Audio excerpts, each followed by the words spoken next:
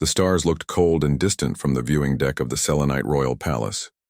Queen Lyra stood there, her silver eyes open but seeing nothing in the way humans understood sight. She had been born blind, but to her people, the Selenites, this was not a weakness but a different kind of strength.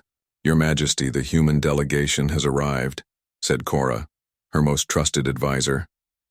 Lyra nodded. She could feel the vibrations of approaching footsteps through the crystal floor. The Selenites were a race of beings with skin like clear crystal. Inside their bodies, tiny lights moved like stars in a night sky. Lyra wore a silver crown on her head that helped her sense the world around her. "How many?" she asked. 5 humans. Their leader is a woman named Maya Collins. The name meant nothing to Lyra, but everything to the future of her people. The Selenites were losing a terrible war against the Void Armada, enemies who came from the darkest parts of space. Millions of her people had already died. Their home planet was in danger. Without help, the Selenites would not survive another year. The humans had strong ships and weapons. They fought the Void Armada too, but they were winning their battles. The Selenites needed an alliance with Earth or they would all die. "Show them in," Lyra said. She straightened her flowing dress, which moved like liquid metal around her tall, thin body. The doors opened. Lyra could not see the humans, but her crown sent signals to her brain about their shapes and movements. She could also smell them, so different from her own people, warm and solid instead of cool and crystalline. "Queen Lyra of the Selenite Empire," Cora announced. "May I present Captain Maya Collins of Earth's Unified Defense Force?" Lyra turned toward the center of the group. One human stepped forward. This would be Maya. "Your Majesty," Maya said with a small bow. Her voice was low and pleasant. "Thank you for welcoming us to your world. Earth sends its greetings and hope for friendship between our peoples." Lyra moved closer. Something about this human was different. Her crown sent unusual signals, showing Maya's bioelectric field as stronger and more complex than the others. "Captain Collins," Lyra said, "your reputation reaches far across the stars. I am told you have defeated the Void Armada in 3 major battles. My crew deserves the credit, Your Majesty. We were lucky. There is no luck in war, only skill and courage." Lyra gestured to the seats around them. "Please sit. We have much to discuss." The humans sat down carefully on chairs made of the same crystal as the floor and walls. Lyra could sense their discomfort. Human bodies were not made for Selenite furniture. "I will speak plainly," Lyra said. "My people are dying. The Void Armada attacks our colonies and destroys our ships. We cannot defeat them alone." Maya nodded. "Earth understands your situation. That's why we're here, to discuss an alliance." "What terms does Earth offer?" A different human spoke up. "We propose a joint defense agreement. Earth will provide 20 battleships to help protect Selenite space. In return, we ask for access to your crystal technology." Lyra was silent for a moment. 20 ships would not be enough. The Selenites needed something more. "There is another way," Lyra said finally. "An ancient way from the time of my ancestors." She stood and walked to a wall covered in glowing symbols. Her fingers traced patterns that lit up at her touch. "Our oldest records tell of a time when the Selenites faced extinction before. They survived by joining their royal bloodline with another species. This created a bond that unlocked powers long forgotten." The humans shifted in their seats. Lyra could sense their confusion. "What exactly are you suggesting?" Maya asked. "A marriage," Lyra said simply. "Between myself and a representative of Earth. According to prophecy, only through the genetic bonding of royal Selenite blood with that of another species can we unlock the forgotten technology of our ancestors." Silence filled the room. Lyra waited patiently. "Your Majesty," Maya finally said, "marriage is a very personal commitment for humans. We typically don't use it as a political tool anymore." "Is the survival of 2 species not personal enough?" Lyra asked. She walked directly to Maya and knelt before her.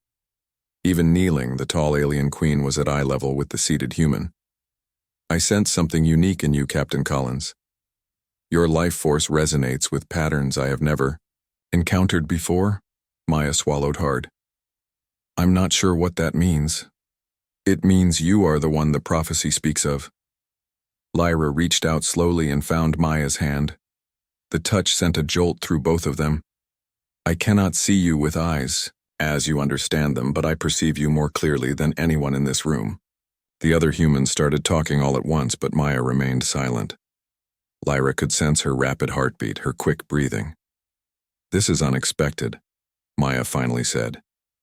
I need to consult with my superiors. Of course. Lyra stood again. But, know this, the Void Armada grows stronger each day. Every moment we delay costs more Selenite lives. After the humans left to discuss the proposal, Cora approached her queen. Are you certain about this, Your Majesty? Bonding with a human could change you in ways we cannot predict. I am certain of nothing except that we will all die without new allies and new strength, Lyra replied. She turned her unseeing eyes toward the stars. There is something about her, Cora. Something that calls to me across the void between our species. Hours later, Maya returned alone. Lyra sensed her approach and turned to greet her. You have made a decision? Lyra asked. Earth has agreed to your proposal with conditions, Maya said. Her voice was steady now, resolved. I have volunteered to be Earth's representative. Why you? Lyra asked, genuinely curious. Because I've seen what the Void Armada does to planets they conquer. Because your people don't deserve to die. And because... Maya paused. Because when you touched my hand, I felt something too. Something I can't explain. Lyra moved closer until she stood just inches from Maya. With gentle fingers, she touched the human's face, learning its contours. Tomorrow we will be married in the Crystal Temple, Lyra said softly. Tonight, I suggest you learn what you can about Selenite customs.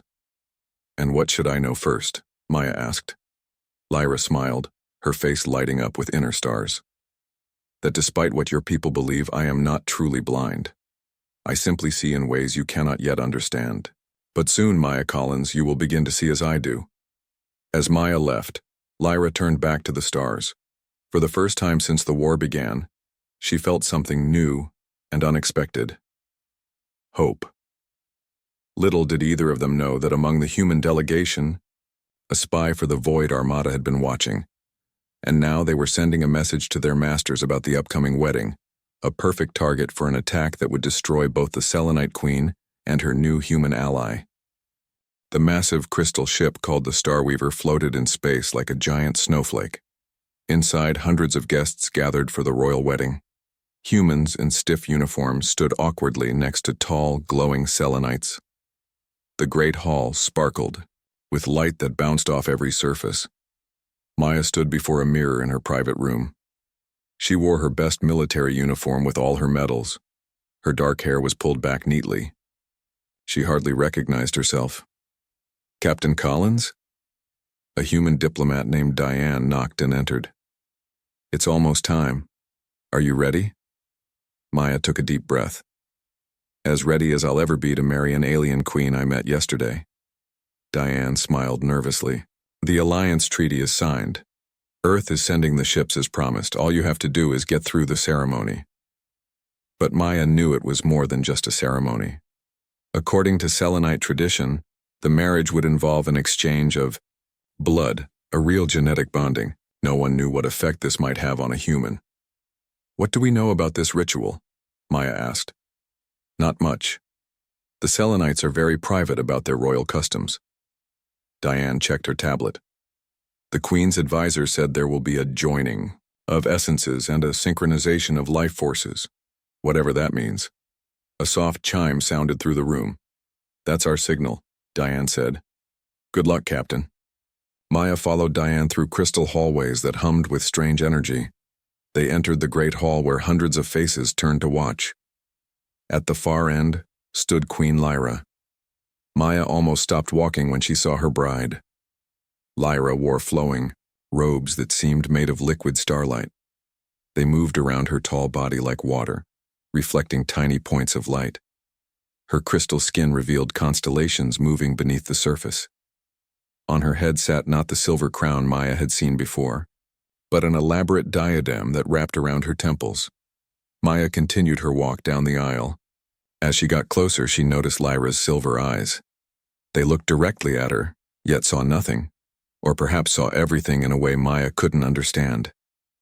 When Maya reached the altar, Lyra smiled.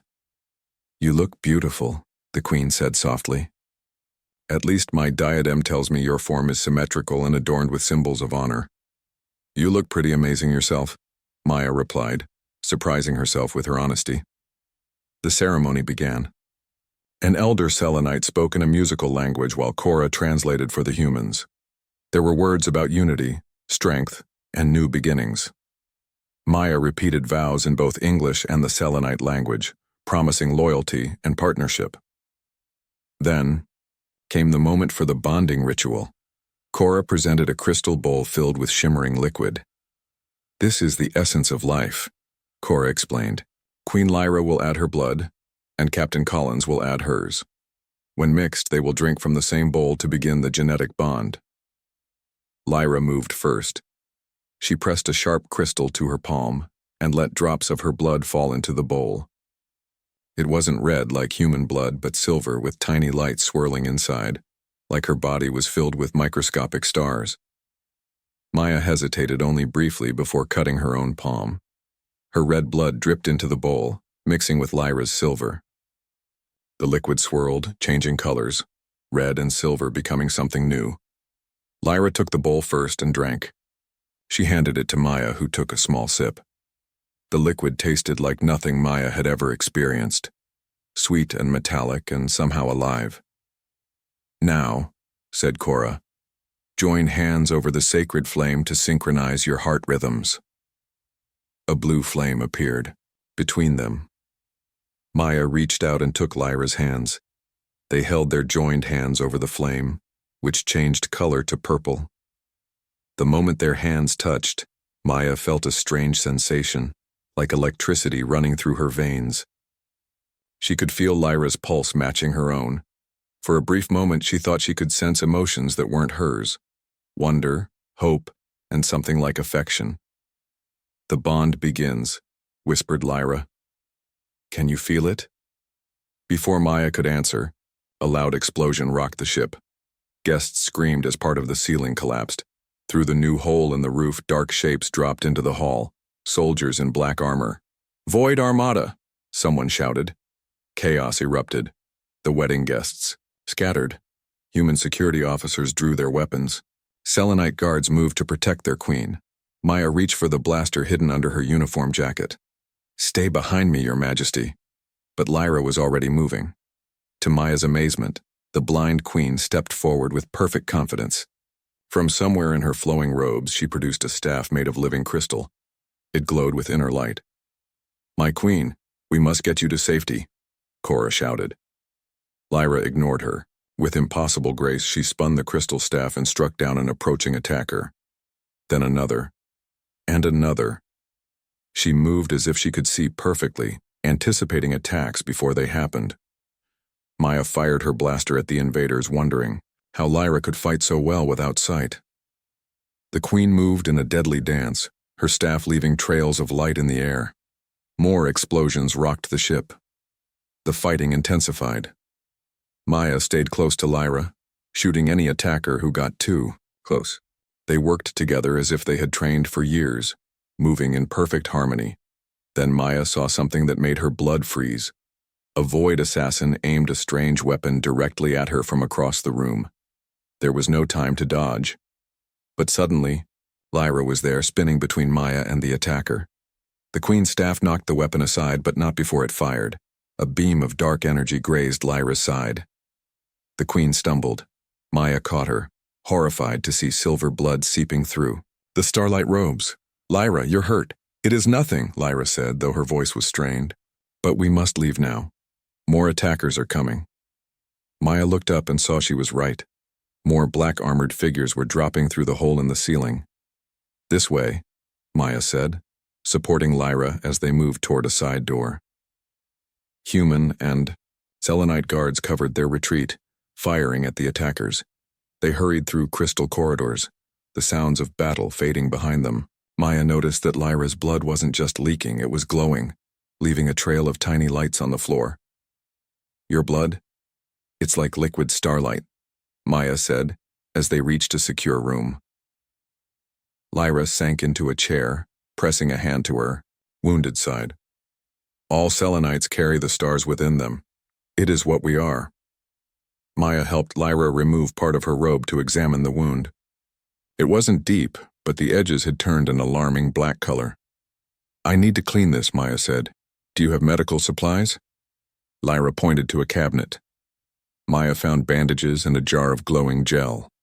Following Lyra's instructions, she applied the gel to the wound.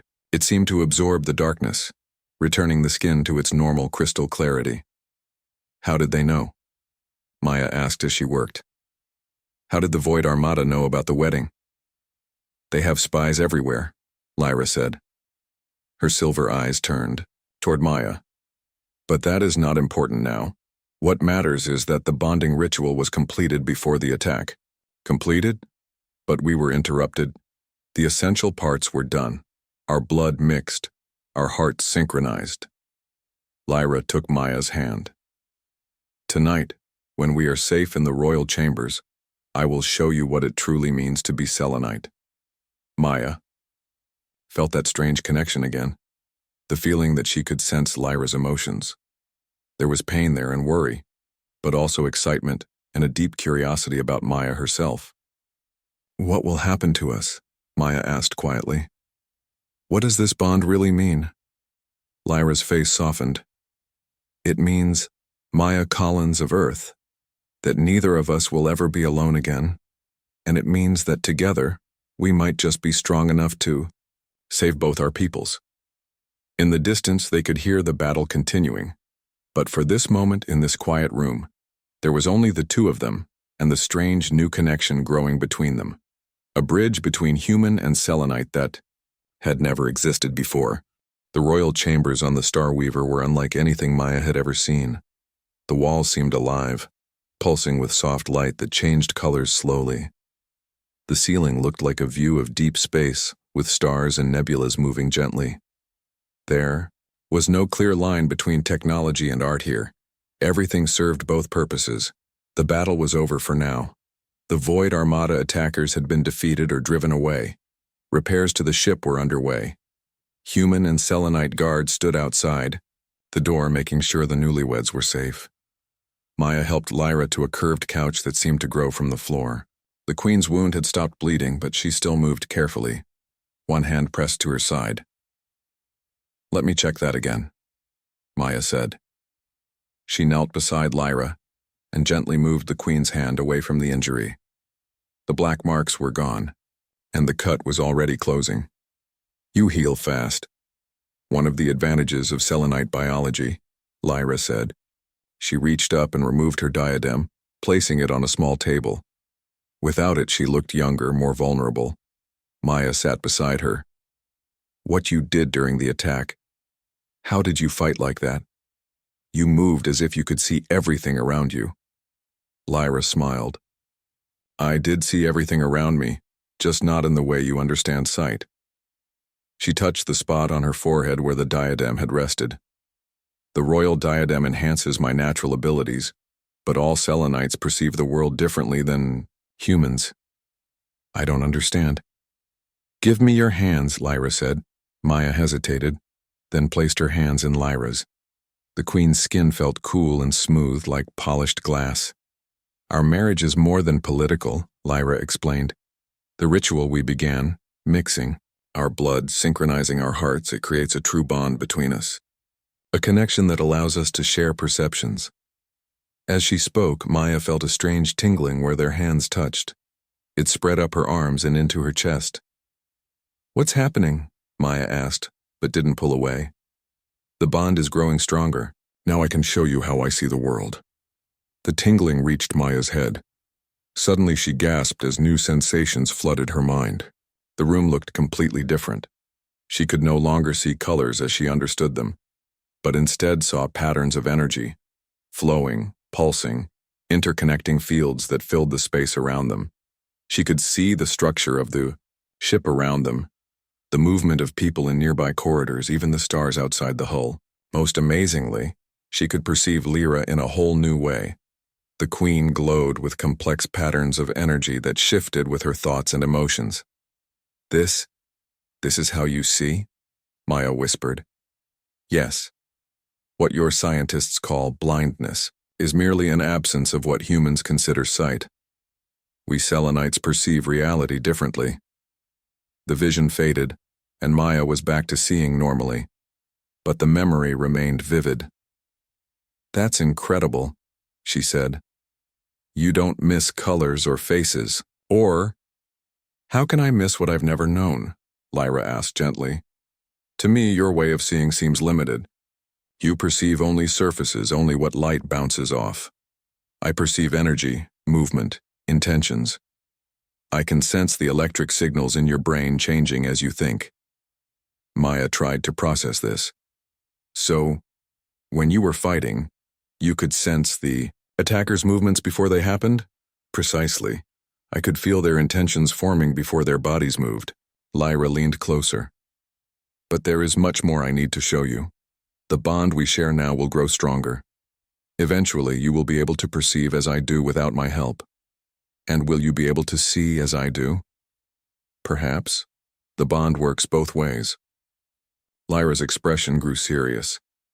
But that is not the most important thing I must tell you tonight. She stood and walked to the center of the room. With a gesture, she caused the floor to open. A column of light rose up, forming images, star maps, diagrams, strange symbols. What you must understand, Maya Collins, is that my people did not evolve in this universe. Maya stared at her. What? The Selenites originated in a pocket dimension that collapsed millennia ago. Our ancestors escaped to this universe in ships designed to cross the boundaries between realities. The light column changed to show strange vessels traveling through tiers in space. This is why the Void Armada hunts us, Lyra continued. Our bodies contain genetic memories of how to traverse the multiverse. Our ships, like the Star Weaver, are not merely vessels to travel through space, but keys that can open doors between dimensions. Maya stood and walked around the column of light, examining the images. Are you saying your people can travel between different universes? We once could. That knowledge has been mostly lost over generations, but it remains encoded in our royal bloodline. Lyra touched her chest. In my blood, which now flows in your veins too. The implications were staggering. Maya thought of Earth scientists who had only theorized about multiple dimensions. And here was Lyra, saying her people had actually traveled between them. The Void Armada wants this knowledge, Lyra said. They believe if they can harvest enough selenite genetic material, they can build ships and weapons that cross dimensional boundaries. They would use this power to conquer not just our universe, but all universes. Maya felt dizzy with the scale of what she was hearing.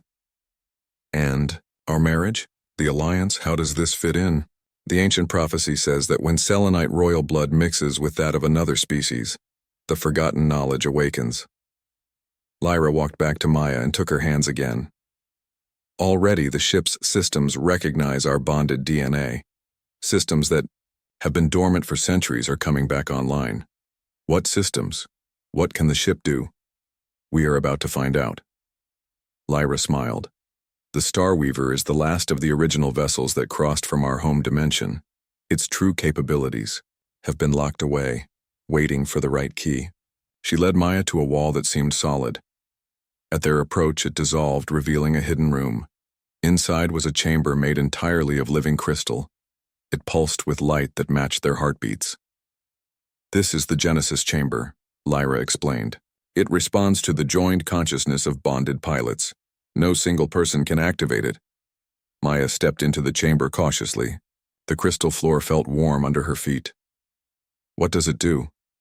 It can reshape reality itself. Lyra followed her in, and the wall closed behind them. But it requires complete trust between the bonded pair. Complete openness. She stood facing Maya, only inches apart. Tonight is our wedding night, Maya Collins. On Earth, I believe such nights have special significance. Maya felt her face grow warm. They do, but I didn't expect. We hardly know each other and we're so different. Lyra laughed softly. I don't speak of physical intimacy, though that may come in time if we both wish it. I speak of mental intimacy. The final stage of our bonding requires us to share our minds completely, hiding nothing from each other. That sounds more intimate than anything physical, Maya said honestly. It is. Are you willing? Maya looked at this alien being who was now her wife. Lyra was so different from any human. Her crystal skin, the stars moving beneath her surface, her silver eyes that saw without seeing. Yet in the short time they had known each other, Maya had felt drawn to her in ways she couldn't explain. I'm willing, Maya said. Lyra smiled and took Maya's face in her cool hands. Then open your mind to me, as I open mine to you. The connection between them exploded into full awareness. Maya felt herself falling into Lyra's mind while Lyra fell into hers. Memories flowed between them. Maya's childhood on Earth, Lyra growing up as a princess among the stars. They felt each other's fears, hopes, dreams. Maya experienced Lyra's grief as her people died in the war. Lyra felt Maya's determination to protect Earth from the same fate. They shared their first impressions of each other. Lyra's fascination with Maya's bioelectric signature, Maya's awe at Lyra's otherworldly beauty. They floated together in a sea of shared consciousness. The Genesis chamber responded, glowing brighter, the crystal formations growing and changing around them. Do you see now? Lyra's voice came from everywhere and nowhere. This is what it means to be selenite, to perceive the connections between all things, the threads that bind reality together. Maya did see. Through Lyra's perception, she understood that what humans called space was really a fabric woven with infinite dimensions. The Starweaver wasn't just traveling through space, it was sliding between the threads of reality itself. Slowly, the intense connection faded, and they were standing in the chamber again, holding each other.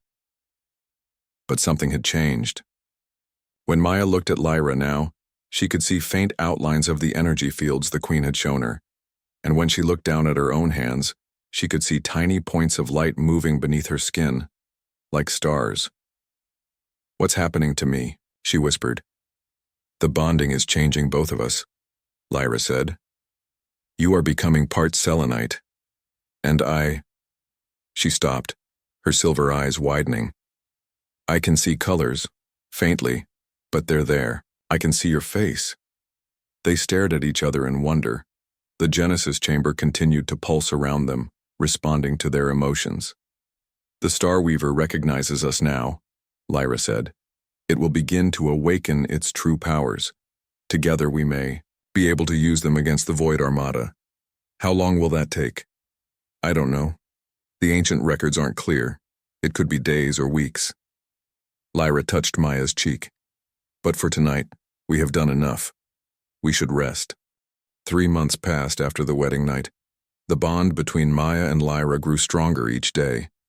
They learned to balance their two worlds, sharing command of the Starweaver as it traveled through space with the combined human selenite fleet. Maya's body had changed. Tiny points of light now moved under her skin like stars in a night sky. Not as many as a true selenite had, but enough to mark her as something different. Her eyes had changed too, brown with flecks of silver that sometimes glowed in the dark. More importantly, her mind had changed. Maya could now see energy fields without Lyra's help. She could sense people's intentions before they acted. Her connection to Lyra remained constant, a gentle awareness of the Queen's presence, emotions, and sometimes even thoughts when they were close. Lyra had changed too. The once blind Queen could now see colors and shapes the way humans did, though not as clearly as Maya. Her silver eyes had developed tiny brown flecks that matched Maya's original eye color. They shared a bond deeper than marriage, deeper than friendship. They were two halves of something new, learning together what that meant. On this day, they stood on the command deck of the Starweaver, looking at a holographic map of recent battles. The news was good. The joint fleet had pushed the Void Armada back in 3 sectors. Selenite colonies that had been under attack for years were finally safe. The battle for Proxima Station went better than expected, Maya said, pointing to a blinking light on the map. We lost only 2 ships and the Void Armada lost 15. Lyra nodded. The new weapons on the human destroyers are very effective, and our Selenite shield technology protects them well. Cora entered the command deck, her face serious. Your Majesty, Captain Collins, we've received an urgent message from Earth.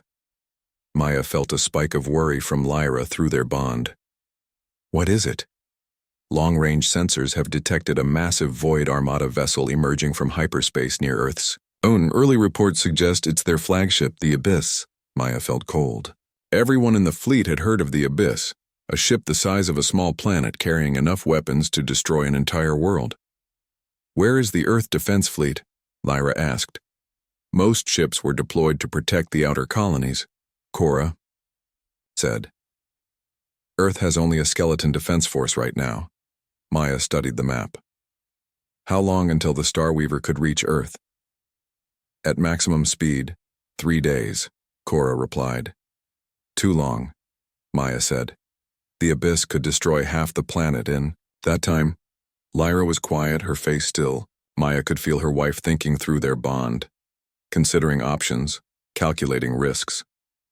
There may be another way, Lyra said finally. She turned to Maya. Remember what I told you about the Starweaver's true nature? It was built to travel between dimensions, not just through space. You're suggesting we use the Genesis chamber? Maya asked. They had been training with it for months, learning to control its basic functions. But they had never attempted anything major. Yes. If we can phase the ship partially into another dimension, we might be able to reach Earth in hours instead of days. Cora looked alarmed. Your Majesty, the risks are great, yes, Lyra finished for her. But the alternative is worse. Maya thought about Earth, her home, her family, all the people who would die if the Abyss attacked. Let's do it. They hurried to the Genesis chamber at the heart of the ship.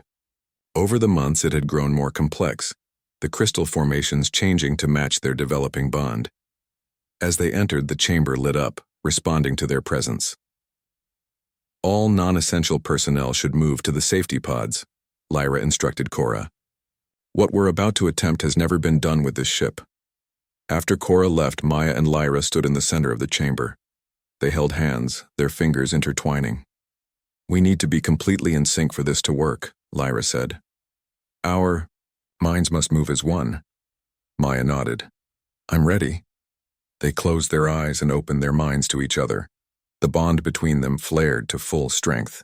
Maya could feel Lyra's consciousness merging with her own, their thoughts becoming a single stream. Together they connected to the ship's systems. Maya could feel the Starweaver in a new way, not as metal and crystal, but as a living entity, with its own kind of awareness. The ship had been waiting for pilots like them, for the unique combination of human and selenite that they represented. Through their joined minds, they gave the command. The Genesis chamber glowed brighter. The crystal floor beneath them pulsed with energy that spread throughout the ship. Maya felt a strange sensation, as if her body was stretching in impossible directions.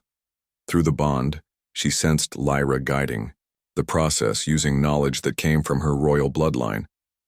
The space around the Starweaver began to fold. Maya could perceive it through her enhanced senses, reality itself bending as the ship slipped sideways into another dimension. For a moment they existed in 2 places at once, partly in normal space, partly in a realm of swirling energy and impossible colors. Maya would have been terrified if not for Lyra's steady presence in her mind. Then, with a sensation like passing through a membrane, they emerged back into normal space, but thousands of light years from where they had started.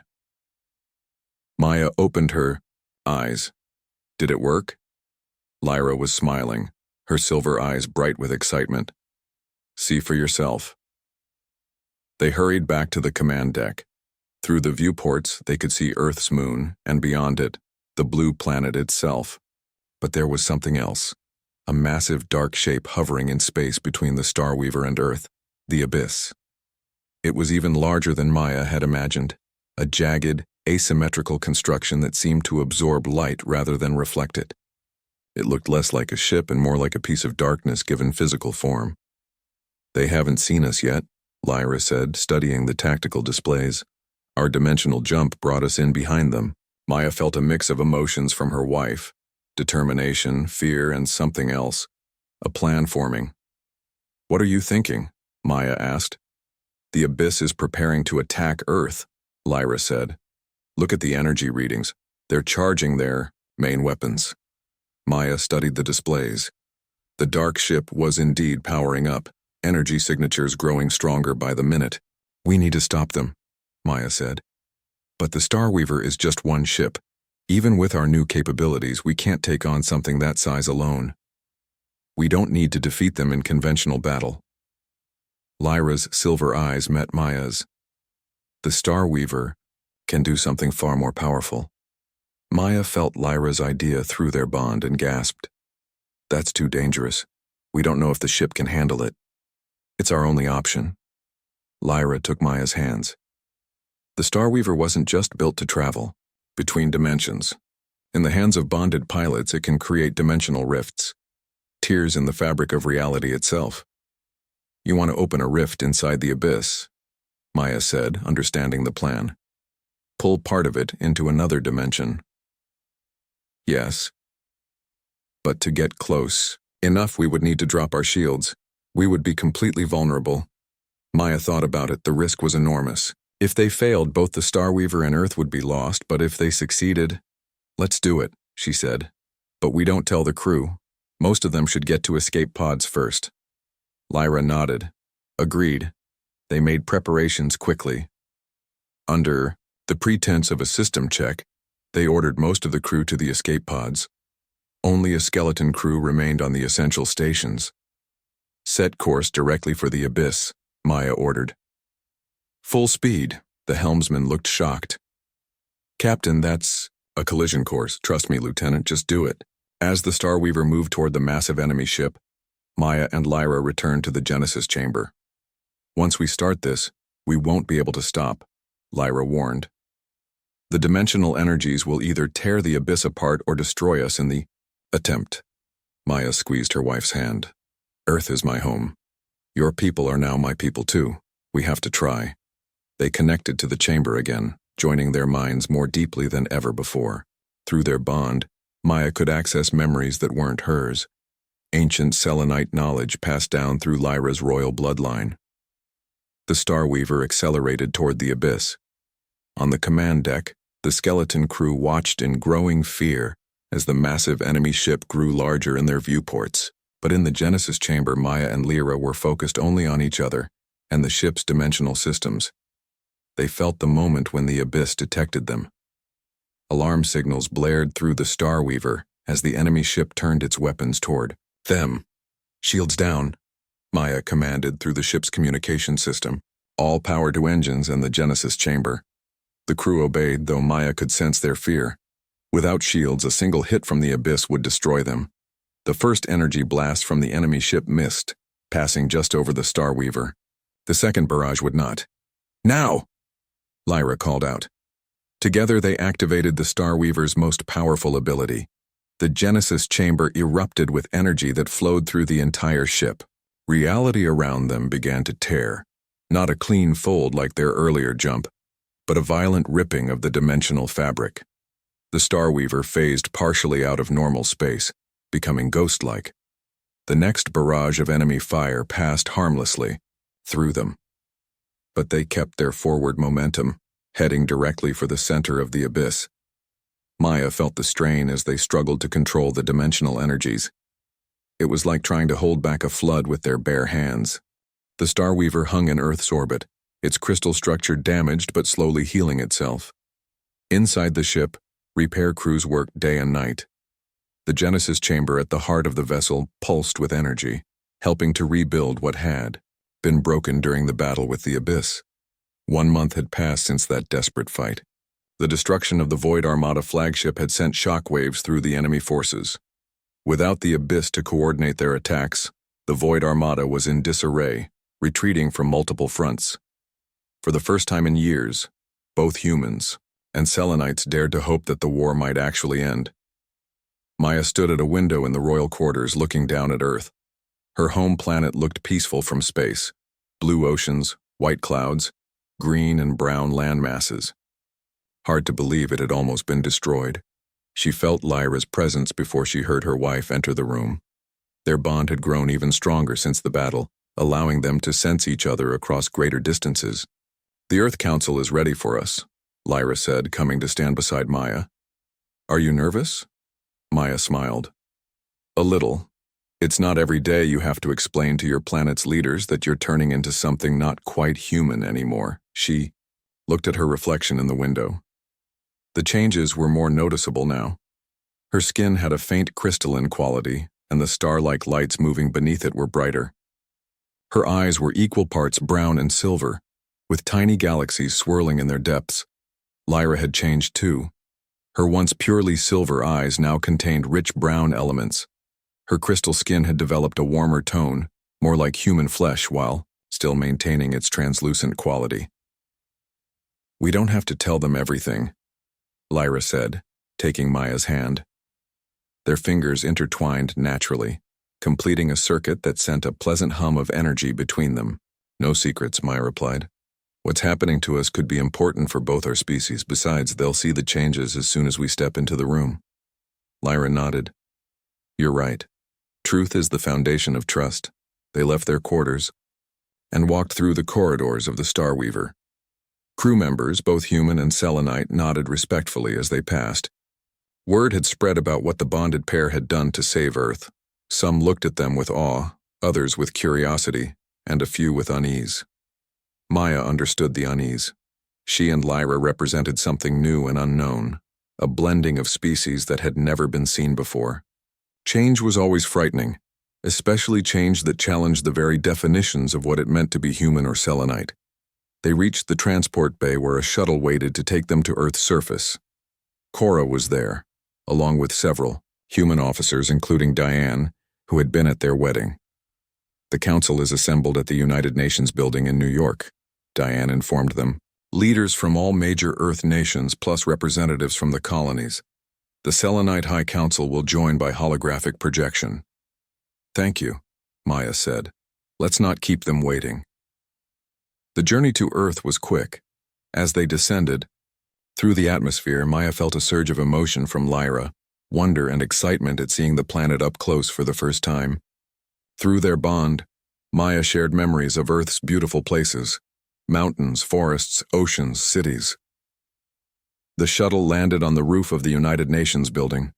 A small, welcoming committee escorted them to the main chamber where the council waited. As they walked, Maya noticed Lyra taking everything in with her new partial human vision: the colors, the architecture, the faces of people they passed. "It's beautiful," Lyra whispered. "So different from Selenite structures." "Wait until you see a sunset," Maya replied, "or a forest in autumn." The doors to the council chamber opened. Hundreds of faces turned to watch as Maya and Lyra entered. On large screens around the room, the holographic images of the Selenite High Council shimmered in cool blue light. A hush fell over the assembly as people noticed the changes in both women. Maya heard whispers, saw pointing fingers. She straightened her back and walked proudly beside her wife to the center of the chamber. The Secretary General of the United Nations, a woman named Grace Powell, stood to greet them. "Captain Collins, Queen Lyra, on behalf of all humanity, I thank you for your brave actions that saved our planet from destruction." Similar words of gratitude came from the Selenite High Council. Then the questions began, about the battle, about the current state of the war, about the strange new capabilities of the Starweaver. Finally, the question Maya had been expecting came from a council member from Japan. "Captain Collins, if I may, there are visible changes in both you and Queen Lyra. Can you explain what is happening?" Maya and Lyra exchanged a glance. Through their bond, They agreed on complete honesty. When we formed our bond through the selenite marriage ritual, Maya explained, we began a process that neither of our species fully understood. The mixing of our blood, the synchronization of our life forces, these things have caused physical and mental changes in both of us. I am becoming partly human, Lyra added, and Maya is becoming partly selenite. Murmurs spread through the chamber. On the screens, the selenite counselors conferred with each other in their musical language. Is this condition spreading? Asked a counselor from Brazil. Are you contagious in some way? No, Maya said firmly. The changes are happening only to us, and only because of the specific royal selenite bonding ritual we underwent. There is no risk to others. And these changes, are they harmful to you? Grace Powell asked with genuine concern. Lyra smiled. Quite the opposite. We are becoming stronger, more aware. Maya can now perceive reality as selenites do, seeing energy fields and intentions. I can now see colors and forms as humans do. We each gain the other's strengths while keeping our own, or, more importantly, Maya added, our bond has allowed us to unlock the true potential of the Star Weaver. The ship was built by Lyra's ancestors to cross between dimensions. Now we can control those abilities, which is how we were able to defeat the Abyss. And what does this mean for the future? Asked the Selenite High Priestess, her holographic image leaning forward. If the royal bloodline is now mixed with human DNA, what becomes of our people? Evolution, Lyra said simply. Change is the nature of life. My ancestors crossed from one universe to another, adapting to survive. Now we adapt again, finding strength in our connection with humanity. The discussion continued for hours. Some counselors were fascinated, others worried. Questions about politics, biology, technology, and ethics filled the chamber. Through it all, Maya and Lyra stood united, answering with patience and honesty. Finally, Grace Powell called for a decision. The immediate question before us is this. Do we continue and expand the alliance between humans and selenites, working together to end the threat of the Void Armada once and for all? The vote was nearly unanimous. Only a few counselors from both species abstained, wanting more time to consider the implications. Then it is decided, Powell announced. The alliance stands, and we will support the continued command of the joint fleet by Captain Collins and Queen Lyra. As the meeting ended, Maya and Lyra were approached by scientists, military leaders, and diplomats, all wanting to speak with them, learn from them, understand what they were becoming. We should invite some of them to the Star Weaver, Lyra suggested through their bond. Let them see the Genesis chamber, understand what we're learning, Maya agreed. Knowledge shared is knowledge multiplied.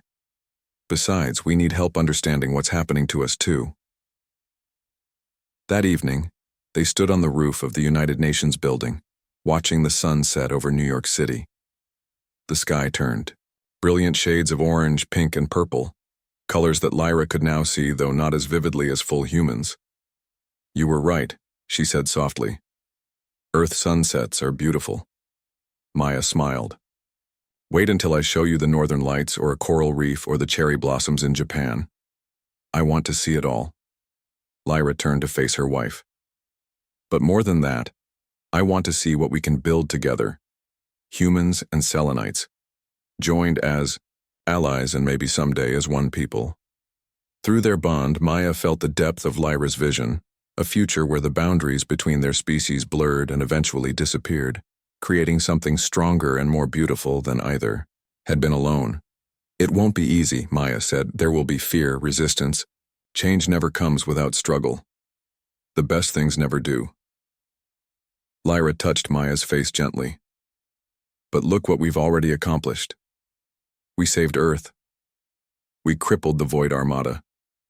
We unlocked secrets of the universe that neither of our peoples could have discovered alone. Maya knew she was right. In just a few months, their bond had changed everything. For themselves, for their peoples, for the war. And they were still learning, still evolving, still discovering new abilities almost daily. Just yesterday, They had found they could share senses completely when in close physical contact. Maya had experienced the world through purely selenite perception, while Lyra had seen through human eyes. The experience had been profound for both of them, leading to new understanding and deeper connection. "What are you thinking?" Lyra asked, though she could sense Maya's emotions through their bond. "I'm thinking about that first day we met," Maya replied. "When you told me you weren't truly blind, that you simply saw in ways I couldn't understand. And now you do understand."